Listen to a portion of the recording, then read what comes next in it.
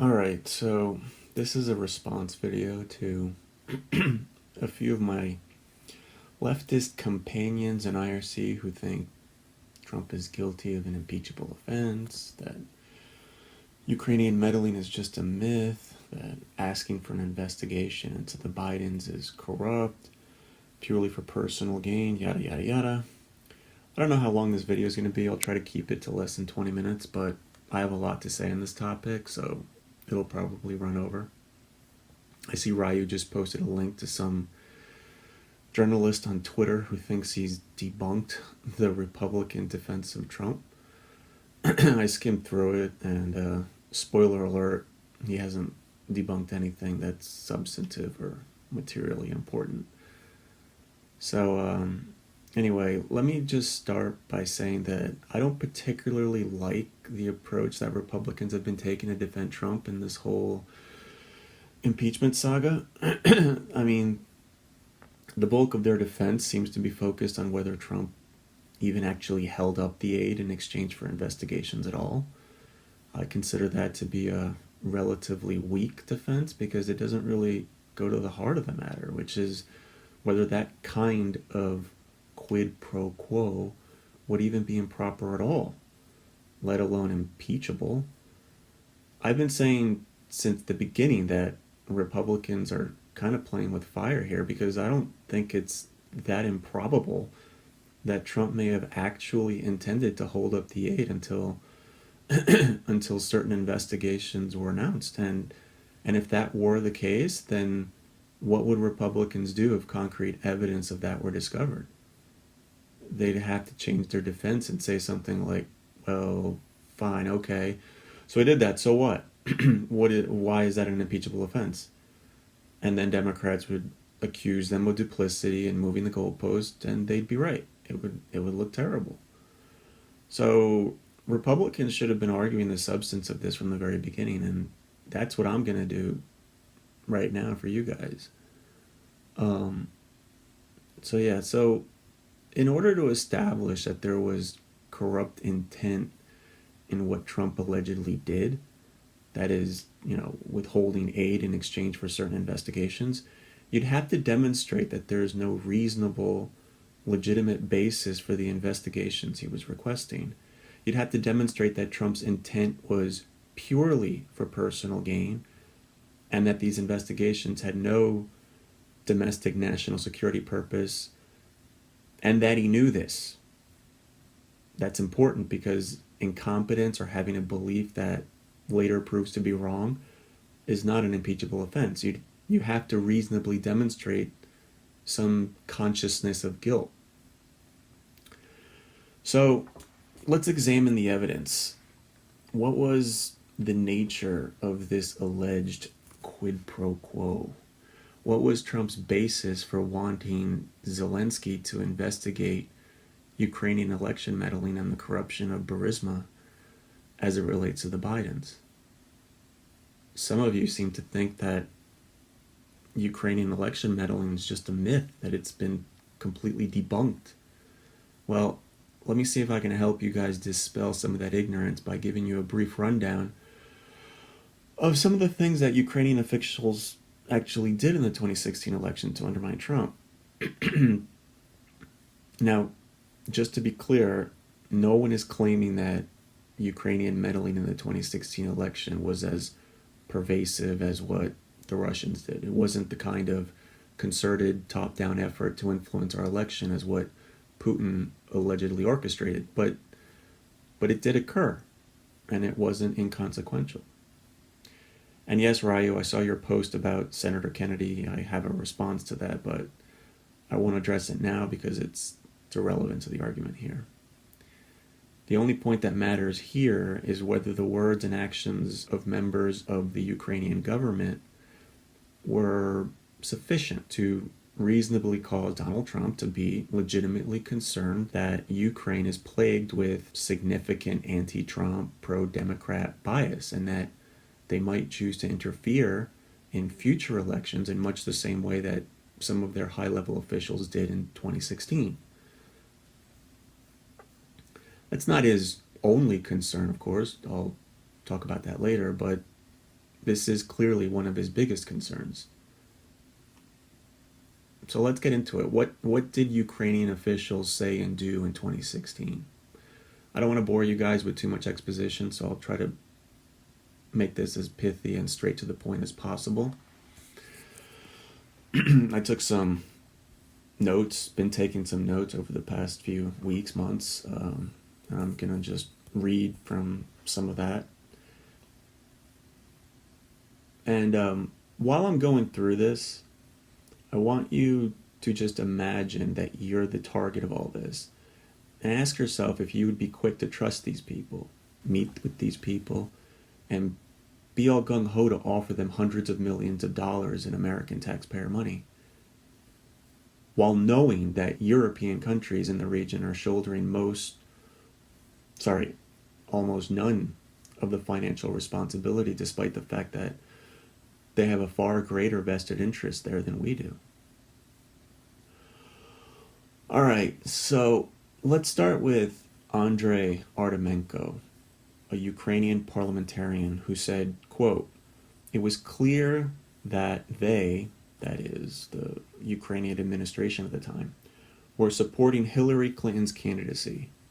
They did everything from organizing meetings with the Clinton team to publicly supporting her to criticizing Trump," close quote. I started with that quote because it suggests that this wasn't just a few isolated incidents. It suggests that the anti-Trump sentiment and the effort to support Hillary were widespread within the government. We can't know the full extent of it until someone actually investigates it, though.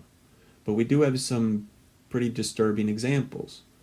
For instance, a DNC operative named Alexandra Chalupa is on record talking about how she worked with the Ukrainian government to boost Hillary's candidacy and to hurt the Trump campaign. In that Political article that I posted in the chat, it says, quote, "Ukrainian government officials tried to help Hillary Clinton and undermine Trump by publicly questioning his fitness for office. They also disseminated documents implicating the top Trump aide in corruption and suggested they were investigating the matter only to back away after the election. And they helped Clinton's allies research damaging information on Trump and his advisors, a political investigation found," close quote. It goes on to say that Chalupa, quote, "traded information and leads," close quote, with staff at the Ukrainian embassy, and that the embassy, quote, "worked directly with reporters researching Trump, Manafort, and Russia to point them in the right directions," close quote. It also says that an embassy staffer said that during the primaries, the Ukrainian ambassador had actually instructed the embassy to not reach out to the Trump campaign, even though it was engaging with the campaigns of Hillary Clinton and Ted Cruz. The staffer said, quote, "We had an order not to talk to the Trump team because he was critical of Ukraine and the government and his critical position on Crimea and the conflict. I was yelled at when I proposed to talk to Trump," close quote. Now, just so everyone is clear, this article was published in Politico, a liberal news outlet, and it was written by a reporter who now works for the New York Times, the most anti-Trump newspaper you can find. So keep that in mind in case you're thinking of conveniently dismissing all of this out of hand as though it came from Breitbart or some other far-right news outlet. In fact, a few years ago, this very same reporter was under fire for alleged liberal bias at Politico when he sent an advance copy of an article he wrote to the DNC for review before publication, something that Politico had to publicly apologize for.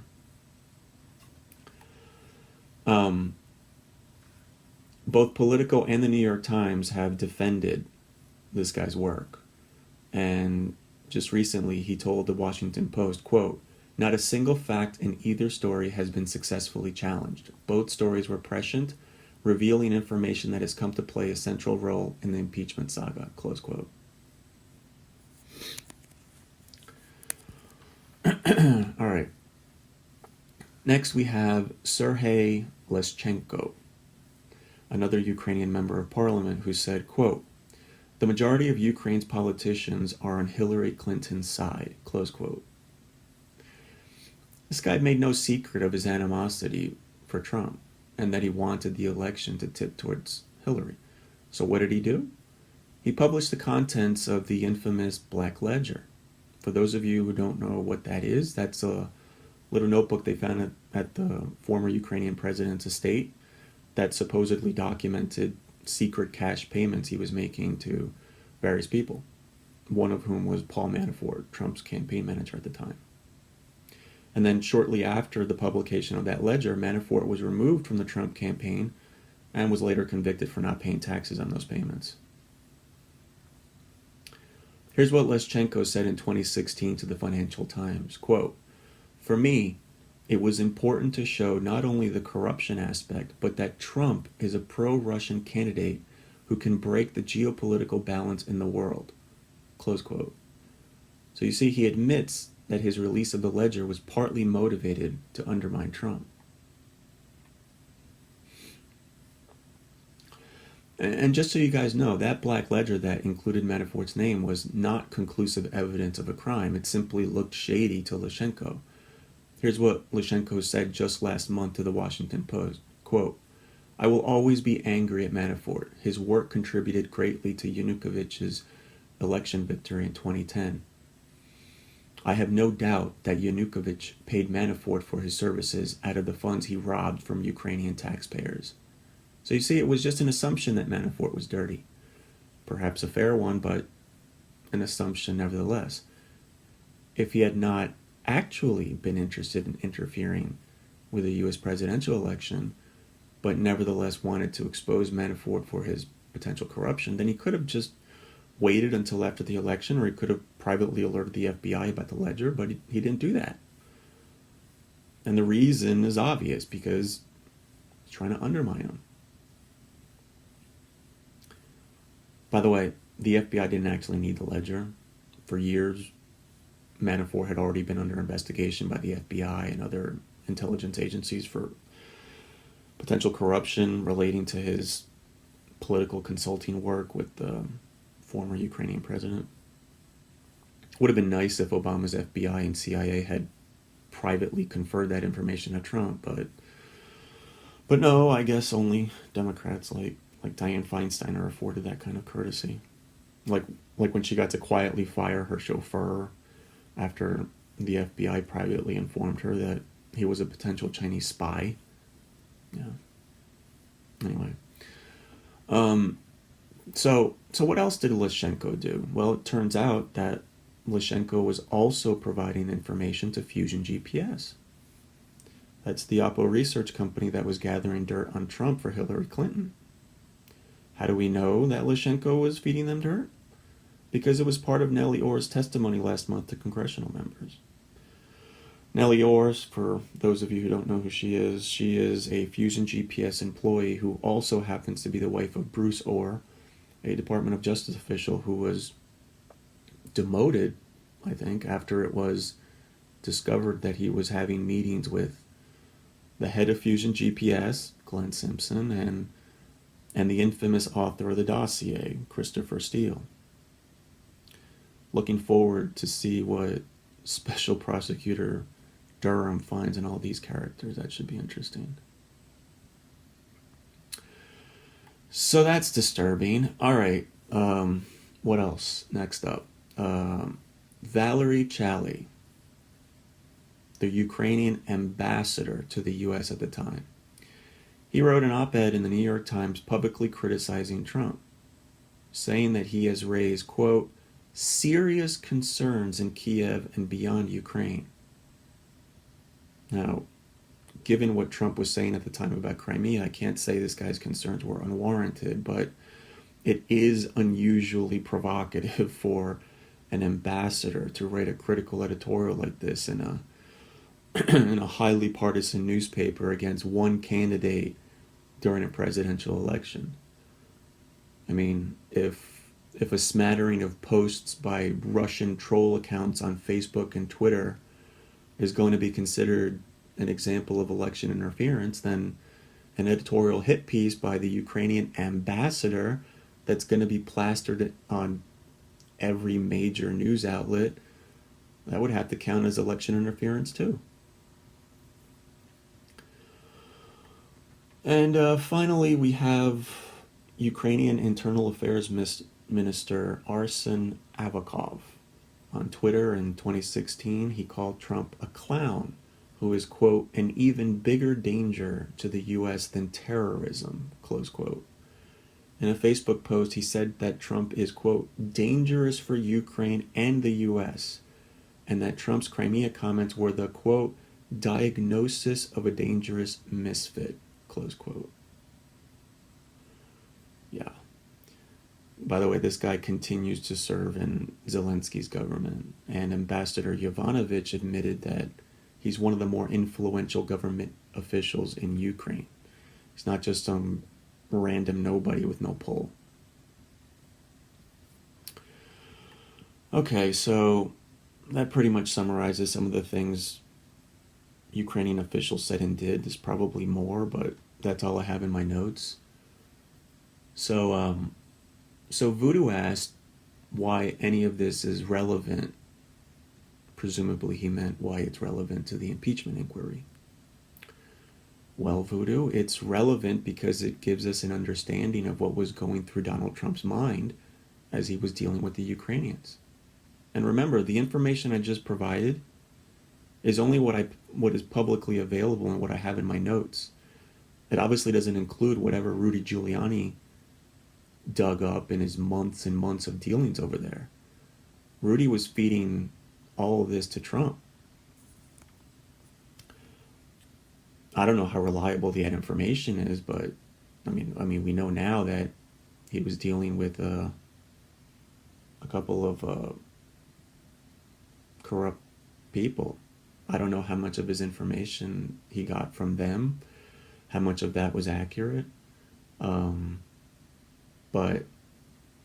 I would imagine that it was a mixed bag. I would imagine that, some of it was accurate, some of it was misinformation or disinformation or partly true.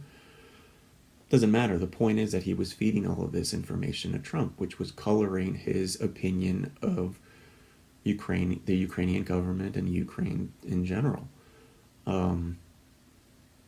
Politics is dirty, and Trump is well aware of that.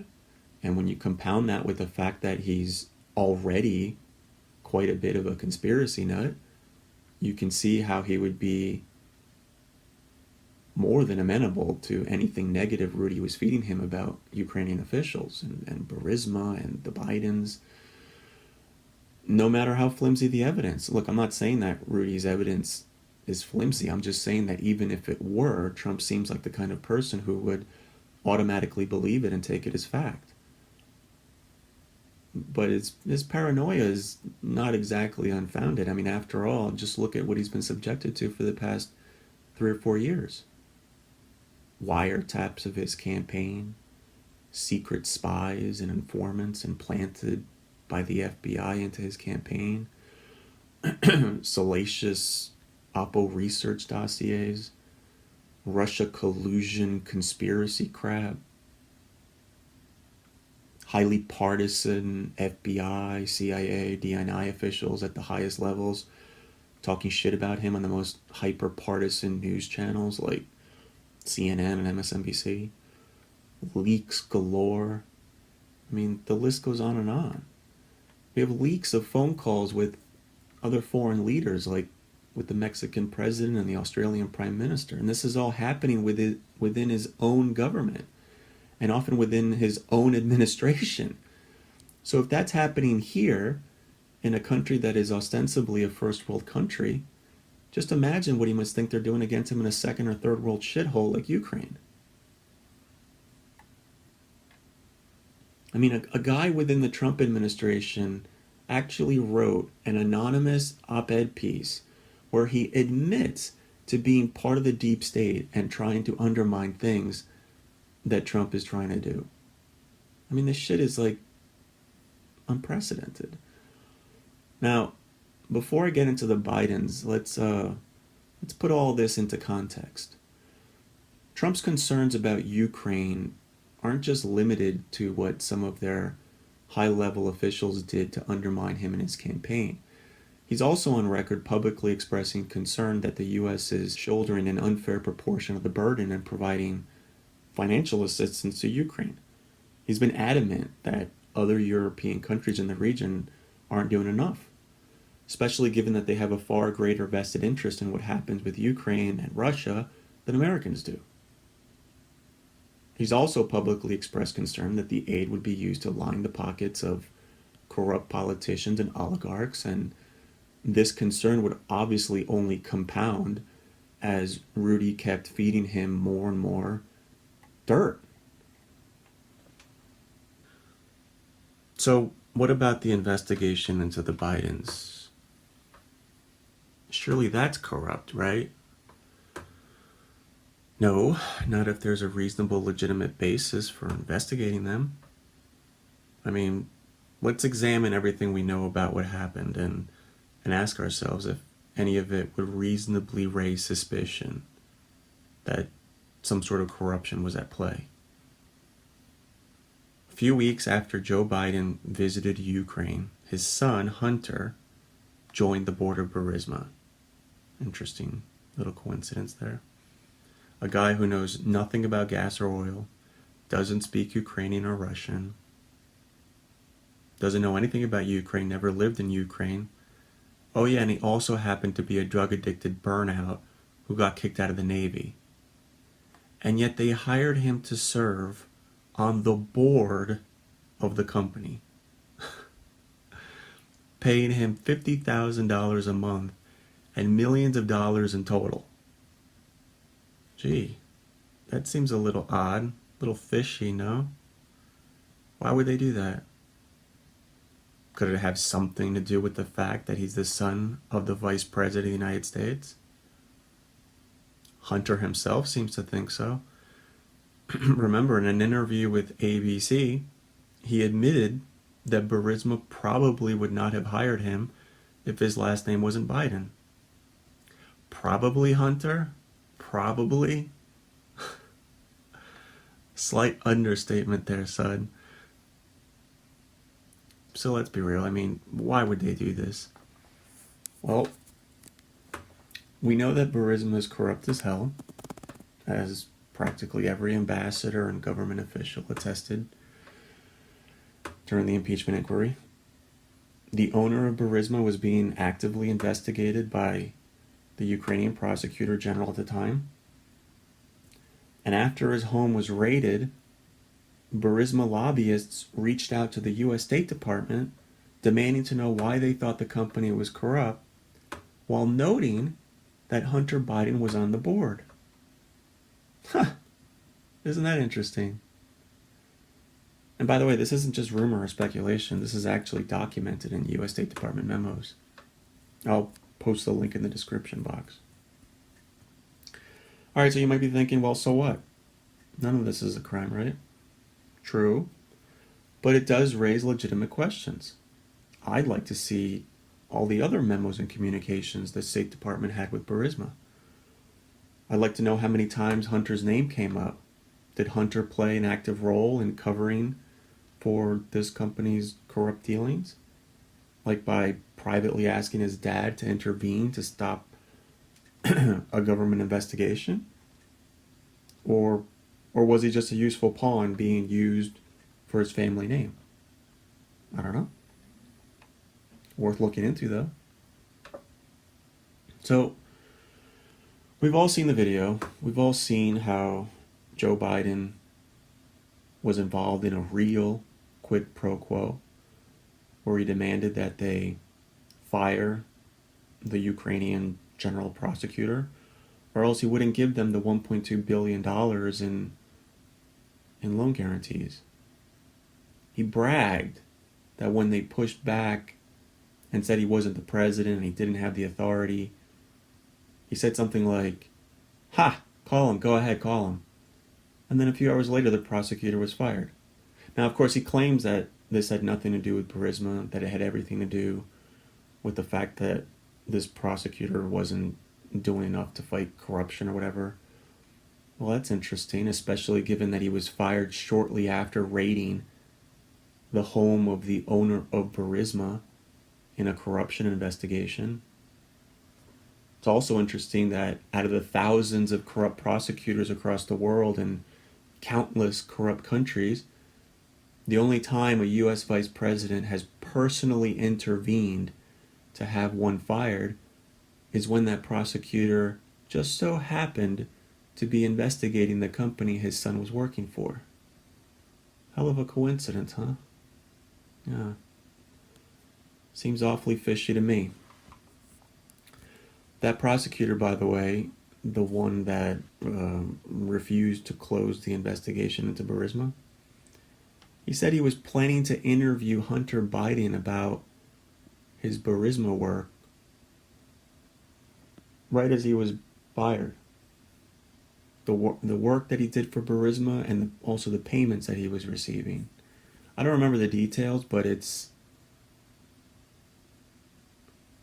also a fact that literally 2 days after the owner of Burisma was raided, Hunter Biden started to follow on Twitter a certain high-level U.S. State Department official who used to work for Joe Biden. And then a couple of weeks later, that's when the memo I talked about before was recorded. The one where Burisma lobbyists were contacting the U.S. State Department to whine and name drop Hunter Biden. And then Joe Biden comes sweeping in a few weeks later and forces the general prosecutor to be fired.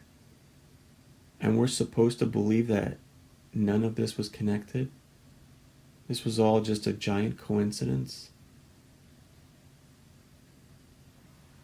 But hey, who knows? Maybe it was just a crazy coincidence, but it certainly raises reasonable suspicion of corruption and abuse of power. And that serves as a perfectly legitimate basis for an investigation. I mean, I forget the exact number, but polls show that a majority of Americans think there should be a DOJ probe into the Bidens. Exposing corruption at the highest levels here would not just be good for Trump, it would be good for the country for the sake of national security. The idea that Trump is only allowed to call for an investigation into low-level people and non-Democrats, it's asinine. If you want to argue that he should have used a more appropriate channel for that investigation, that's fine, but that's not a crime. I mean, well, let's be real. If Bill Barr had started an investigation into the Bidens, do you seriously think the Democrats would have been fine and dandy with that? No, of course not. They'd simply start calling Bill Barr corrupt for trying to help Trump win the 2020 election. They'd start calling for his impeachment. No, I mean, in fact, they'd probably even accuse Trump of ordering it and calling for his impeachment as well. We all know that Democrats wouldn't stand for anyone investigating the Bidens for corruption. So let's stop this phony pretense about protocol.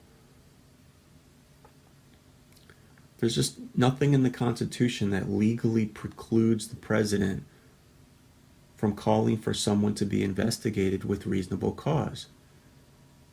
To impeach him for this is just, it's beyond absurd. Unless you can demonstrate that Trump didn't actually believe there was something corrupt going on there, which is ridiculous because, one, the majority of Americans agree that the Biden should be investigated, and two, Trump is probably more cynical and conspiratorial and credulous than your average American.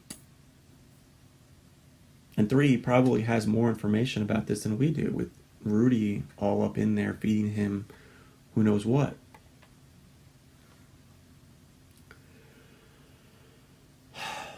Anyway, the last thing I wanted to address before I get off this, I think I'm way over the 20 minutes by now, is this idea that Trump's intent was clearly corrupt and purely self-serving because you guys claim that Sondland testified that Trump didn't actually want the investigations to ever be conducted, that he only wanted announcements of the investigations. This is complete BS. Sondland never said that. How do I know that? Because I watched the frickin' testimony, that's how. Go watch the questioning by the Democrat council, where he specifically tries to get Sondland to say exactly what you guys cynically interpreted. He asked something like, I think it was like, yeah, so Trump didn't ever actually want the investigation to be conducted. He just wanted them to be announced, right? Right. And Sondland responded, oh, I don't know. I just know he only needed the announcement to take the meeting. Something to that effect. But yeah, he said, I don't know. That was his response. And this makes perfect sense, and it's totally reasonable. I mean, let's walk through this and just think about the context that the witnesses laid out for us during the hearings. They testified that all the diplomats and ambassadors were essentially begging Trump to take a meeting with Zelensky, insisting that Zelensky was a real reformer and that Trump would come to realize that if he would just meet with him.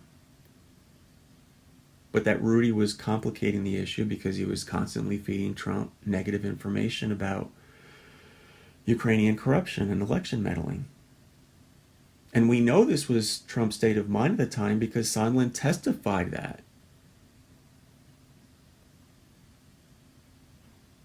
He said, what did he say? Hold on, let me get the quote.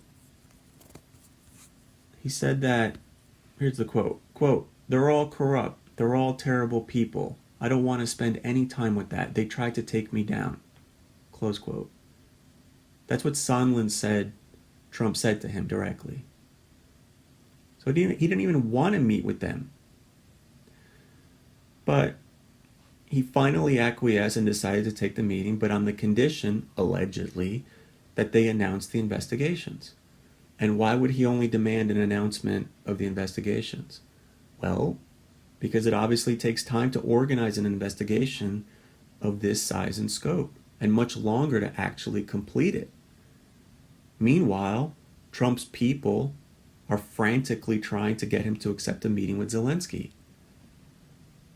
By forcing Zelensky to publicly announce his intent to investigate these things, it adds public pressure for him to actually follow through. Remember, one of the ambassadors testified, I think it was, what was it? Was it Ambassador Volker? Yeah, I think it was Ambassador Volker, that Ukrainian officials have a history of making promises in private, paying lip service to them, but then never actually following through. And that, he said, was the basis of Trump's concern. Now, personally, I don't think Trump cared to meet with Zelensky at all. I think his animus towards Ukraine had simply grown too strong because of all the reports he had read, all the ones I outlined before, and also because of the negative information Rudy was constantly feeding him. But since everyone else was insisting that he take the meeting, he compromised by simply demanding a public announcement of intent. Because organizing or completing the investigation like this would take a while. There's just zero evidence to support the cynical theory that Trump never wanted the investigation to be conducted. What's your theory as to why he wouldn't want the investigations to ever be conducted? Because you think Trump knows the investigations would find no evidence of Ukrainian election meddling in the 2016 election, and that they'd, completely absolve the Bidens? No one knows that, let alone Trump, the conspiracy nut in chief. I mean, remember, we're talking about a guy who insisted that Obama was born in Kenya, a guy who said that climate change is a hoax being perpetrated by the Chinese to steal our manufacturing jobs, a guy who lent credence to the idea that vaccines cause autism, and yet you think he knows those investigations would turn up nothing? It's ridiculous. Or maybe you think he doesn't want to take the chance. Better to just announce and not investigate because it, at least it'll do some damage without risking that it'll absolve Joe Biden. Well, to ensure that, wouldn't he have to explicitly tell them to announce and never actually investigate? How in the world is Zelensky supposed to assume that he's not supposed to actually conduct the investigation that he was just forced to announce? Doesn't make any sense. I really wish you guys would try to be a little charitable for once, instead of being so overtly cynical and presumptuous. You ever hear of Hanlon's razor? The adage that says to never attribute to malice that which can be adequately explained by stupidity or incompetence? Or in this case, something totally reasonable and benign? Yeah. Try to apply that once in a while. I mean, I've given you a perfectly reasonable, parsimonious explanation that's completely consistent with all the testimony we heard and everything else we know. No cynical, tortured logic required.